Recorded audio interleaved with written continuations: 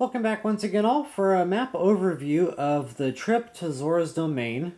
Now this is all the stuff we uncovered on my walkthrough, so if you're having any trouble finding any of this stuff, just look back through my videos. I think I have 3 segments getting here just because it was so detailed. We did a lot, found a lot of stone monuments on the way. Speaking of stone monuments, one is there. You got one there, that's 3. One over here, that's 4. One down here by the pond, that's 5. And you got 6, 7, and 8. Pretty self-explanatory. The last 2 are actually, one of them is going to be over here next to one of these waterfalls. I actually think it's this one. And it's actually like under these overhangs here, so I'm just going to go ahead and put a stamp there. That's 9. And then number 10 is actually way over here somewhere. I want to say it's like under this great big overhang. I'm just going to put a rough stamp right about there. It might even be over here on this side, but memory tells me it's over here. Either way, I'm going to find out more specifically where those last 2 are and put more accurate stamps down when the time comes. Just for now, I wanted to get those, give you guys an idea of where those stone monuments were. Okay, so going back through our travels, we uncovered some treasure chests. There's one underwater here next to the second waterfall up. This one you have to burn some thorny vines to get to, and that's under a cave type thing, so the rain won't bother your fire arrows. These cooking pots are for big hearty radishes. There's a secret little armory up here. You might have to do a little bit of rock climbing to get there. If you get off on the right part of the trail, you won't. And then a little bit possible rock climbing. There's a Korok seed up here. Ball and chain, use magnesis. Once again, burn the vines to get to that treasure chest. Okay, further on down the trail, underwater.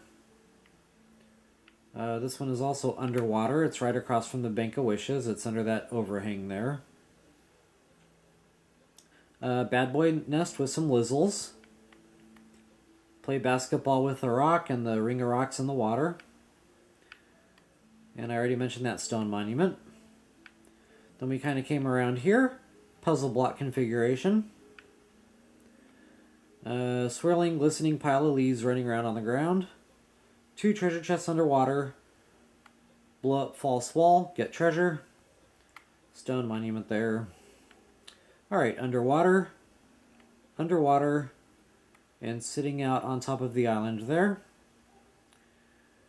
And we've got a treasure chest out in the open here. And I also put a sword here because there's another little armory here. Some pretty good weaponry sitting out there. If you're getting royal weapons in your game, you're definitely going to get royal weapons up there. Just FYI. Okay, we had a Korok seed. This one was a little tricky in the rain, but it's doable. Yellow flower starts there.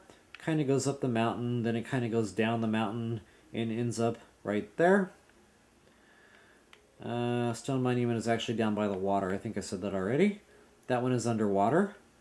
That Hinox kill there, that was part of a side quest that is activated after the Divine Beast is done. I think it's called the Giant at Rails Pond. Alright, that one is actually behind the waterfall. Blow up the false wall. And that is a gold rupee, so well worth your time to go over there.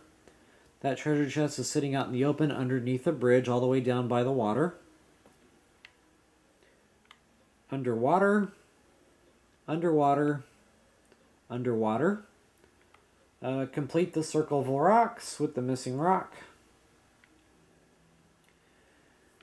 And further on down the pathway, that one is a swirling, glistening pile of leaves running around on one of these little ponds that are going up between the cliff walls here.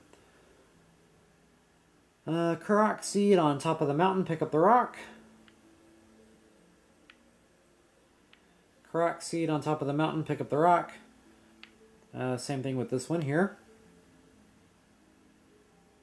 And I think that pretty much covers it, folks. Our trip to Zora's domain was quite bountiful and quite extensive. So have fun with that. Happy hunting. And we'll see you guys back on the next round.